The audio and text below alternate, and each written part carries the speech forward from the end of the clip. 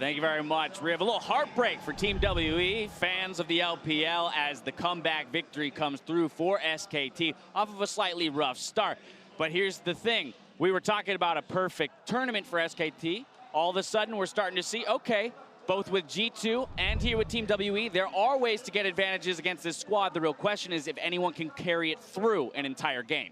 Yeah, I mean, people have gotten early leads versus SKT, but again, the strength that everyone always comes back to is this mid and late game, and it doesn't seem to be even faltering for a decision making that once they see an error, how punishing they are on top of it. As soon as Team WE overreach for that Baron, SKT are like, this is game. Bear trap closed. Now, Kobe, you've been talking about junglers throughout this tournament. I'm going to turn to you, Kreppel. Let's talk about Peanut and his pathing. Going to pull up some replay here for you where Kreppel's going to show us what's what. Yeah, it's a really interesting start by Peanut. So I was a little confused. So I call up my local jungle buddy here, Ryan Koblar, and Kobe, we were thinking about this one. I was trying so hard to come up with a reason to do this route. Because you don't want to diss Peanut. You don't want to diss the SKT jungler with the organization and the research behind him, but it does seem that this is much slower than the perfect. Literally, the only thing I could come up with is that you're saving an extra smite charge, and then he uses them both on the red and the Krugs. But basically, the power clear, the efficient power clear that people have come up with, and we've seen a bunch in North America, is starting on that blue, but then smiting the blue. You continue the channels on that side. You can move up through the red side, and then you move your way back down. You finish much earlier than this, and you could even get back to this same point. Yeah, before that time. Much faster, and combined with the fact that the gank actually fails just a little bit, where they zone him off, and then they both flash off to him, and then they figure out, hey, Ivern actually doesn't have any damage. Right. Leads me to believe that the path actually was a mistake from Peanut, because it seems that they're just adjusting to this Ivern pick. Obviously wasn't played very often in the LCK, but I like to see SKT, some teams, they practice stuff in scrims. Maybe Peanut's like, what, this champ, I like it. Well, we also talk about, we don't want to be predictable. You don't want to let people, be able to study your... It cuts into the mind games of, people researching, because researching Ivern jungle routes is very easy, and he very easily could have gone for either the power clear or the invade route. Ivern does keep you guessing. It's inefficient, but unexpected. Also, let me say there's a couple other tips that we saw that would lead you to believe that Peanut has not had a lot of Ivern games. Where he's like, she is stealing away the Raptor camp. He goes up to channel it right next to him. He flicks an auto attack at him. He's like, what do you think you're doing there? And then finishes up stealing the Raptor camp. I think he actually went Mikhail's rush as well. He rushed Mikhail's. There were a lot of... It's bold. Right, but all this said, it's a good sign when SKT can still win games and a player is showing that they're not fully practiced on a champion. I want to push us forward, though, because as he may not have been practiced on the Ivern, he sure as heck practiced at smiting. So this here, a replay of the Baron smite steal for SKT. Oh, and this just, it hurts me to watch. I had my head in my hands at this. I think I was screaming at this point, like, no, please don't do it. And then it's just insult to injury. The fact that Peanut gets the slow-mo smite steal and he's Ivern on top of it. That guy just looks so cocky standing next to it, walking away with the Baron. Yeah, he goes into the pit, and it's at this exact very moment we can zoom in and watch Froskuren's heart break. All the hopes. Also, remember, you just said it, Kreppel. Ivern doesn't deal a tremendous amount of damage. In fact, very little damage. And so it requires WE to provide extra damage, and then Peanut is the one with the trigger smite right there. And again, this kind of then points towards some issues with WE where we talk about, decision-making around the objective. Are we going to burst it or are we going to peel? And the decision has to be made clearly, so still, obviously, some issues for the team to work through. But here's my question. After 4 games of play, I want you guys' assessment of this LPL squad. Where do they really sit for you within this tournament? I like the fact that we are getting more of a kind of a consistent look from Team WE. They're no longer as sporadic as they were. They seem, we're gathering information from Condi. He abuses that information either through counter ganks or through heavy invades. It kind of is that stable standard. If the gank works, they snowball ahead. If the gank doesn't work, we stall out and we kind of fall down. I think we've seen individual prowess as well of multiple members here. The way Condi was playing, he was actually quite smart on this Vanguard. This is a pick that few people have tried after the nerfs, but hasn't really been working out. We saw a couple of duels. Like there was one at the end in the bottom lane where he was closing on Huni, and he waited for Huni to path near Krug. So when he was fighting Huni, he actually could smite the Krugs to get extra health if he needed to. He's like doing these slight little tweaks and optimizations on these jungle champions, showing that he has a mastery of the role. So I want to see more of these individual outplays from WE members. It should be noted that Rengar is a huge pickup for Condi. He played a lot in the LPL, played in the LPL finals.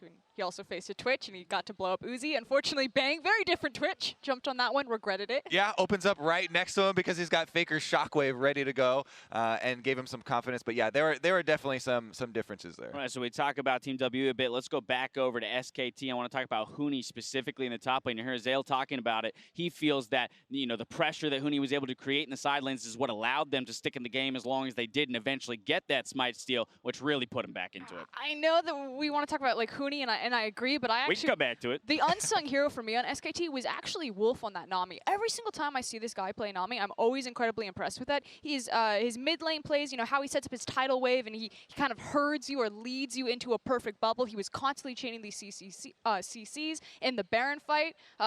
Just went off, landing bubble after bubble again. Like, he just sits back. No one really notices him, but on Nami, he goes off. The mermaid sheep herder, yeah, as it were. But okay, so recognizing that point, a tremendous, no, you're right, a tremendous number of bubbles hit just on the edge, right? He seems to have that timing down to a T. But let's talk about Huni because people are looking at, all right, this is a 7-man roster. They've been subbing him out throughout the regular season even, but here he is at this tournament, really picking up steam. I mean, yeah, Huni came into this uncontested. Everyone's like, yes, best top laner. For most of, pretty much all positions on SKT, though, that is true. Right.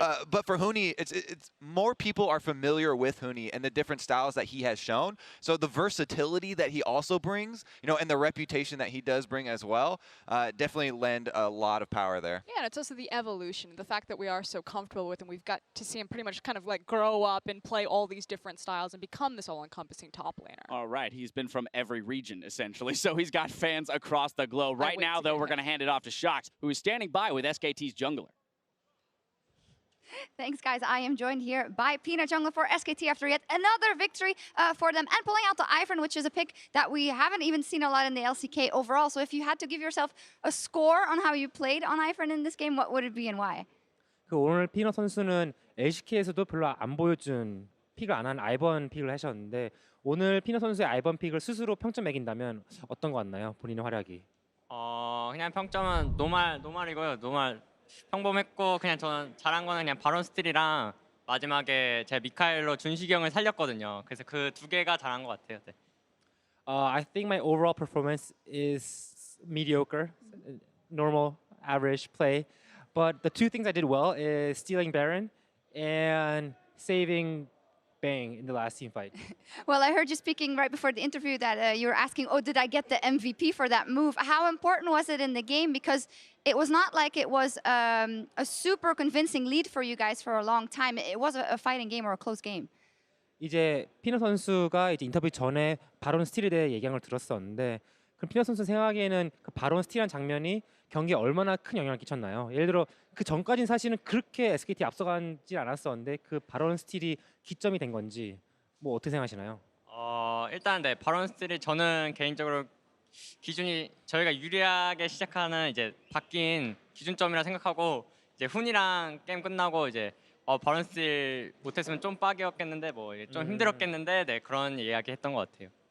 I do think that the Baron steal was a turning point for where we took advantage of the game. And after the game was over, I was talking to Huni, and we were like, if I didn't steal the Baron, the game would have been really much more tough than it was actually. Definitely would have been, but you guys did win. You guys are 4-0, and when it comes to looking to the next round, SKT looks unbeatable for now. So I'd love to know what you think of the battle between the teams under you guys, and if you think there's one team that might step up.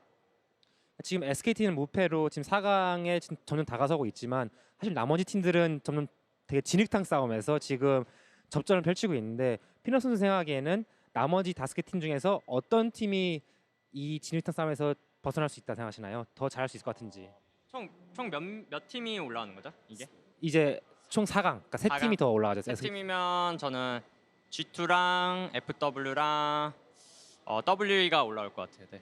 So if I had to pick the remaining 3 semifinalists, I would pick G2, Flash Wolves, and WE. All right, cool. Well, good to hear. Definitely as a European. Well, thank you very much, Peanut. Congratulations. And now back to you guys. Thank you very much, Shox. Peanut and his Baron steal in that game activated the mystery gifting bonus, which doubles your chance of esports or legendary skins in the stores. And Crepo, right there, I heard you with a little smile and a smack on the desk as he predicts the other 3 teams that will be going to the bracket stage with them, G2 being one of them. What can I say? I love me a jungler with some great taste. You know? All right, well, with 2 days on the books here at the 2017 Midseason Invitational, the standings are taking shape. SKT are sporting a perfect 4-0 record. Flash Wolves, G2, and Team WE are sharing second, which leaves the Gigabyte Marines and TSM in last with just 1 win to their names.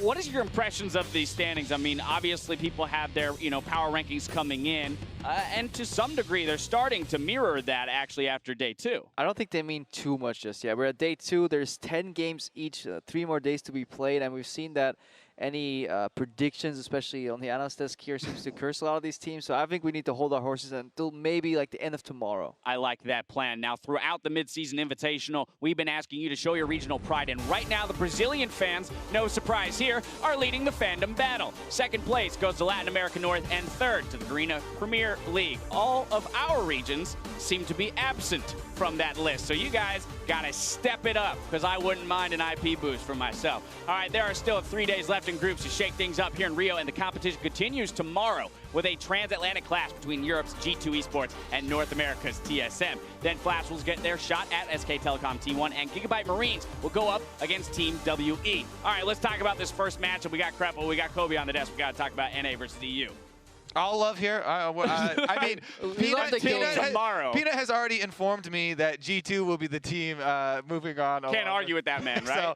So, yeah, it definitely does make it tough. TSM, yes, there are a lot of concerns that people have had heading into this tournament, and some of them are still showing. So those are still there. I still think that this is a very winnable game, though. Yeah, I'm actually not too happy with G2 Esports as a whole, especially with the approach to the game. Like these one-dimensional comps, super slow gameplay, nail-biters to win. Like I don't have the faith that they will just smash TSM, even though part of me as a European wants to be able to talk to Kobe after that match, and just put him down a peg, but it definitely can go both ways. All right, Frost, these two are playing it timid. Can you just call it for me? Who's going to take it? TSM or I mean, G2? G2 is going to win. Okay, all right, that's fair. Wow, That's he fair. actually I want the tie break here. Let's go before tomorrow. Frankly, I just think that G2, pound for pound talent, I think are being a bit more consistent. Like again, Hanser and Bjergsen, like they're showing up. Hanser a bit more hot and cold, but Svenskaren still Katy Perry impression continues to this day. All right, there you have it, hot and cold. Let's see if they can shake that off and just get the hot. For now, though, it's going to be time for us to log off. So on behalf of everyone here, bringing you the 2017 Midseason Invitational, thank you for joining us, and we'll see you right back here tomorrow.